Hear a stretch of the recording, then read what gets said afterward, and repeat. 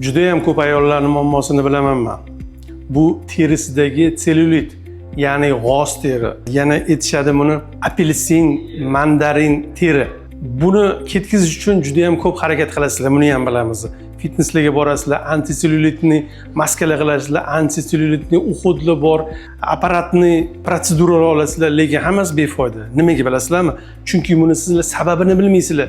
Buni sababi oddiy, organizmga sizlarga oqsil yetishmayapti. Bu organizmni sizlarga signali bo'ladi.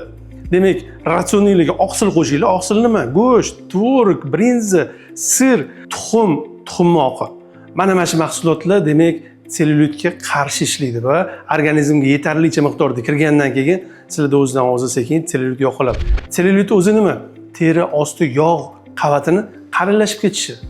Organizmda oqsilni hazm qilish uchun ham organizm juda katta energiya sarfladi. O'shani hisobiga ham sellyulitlik ketadi. Bu videoni albatta tanishlarga hammaga yuborib chiqinglar. Bu muammo nafaqat ayollarda, erkaklarda ham juda ham ko'p uchraydi.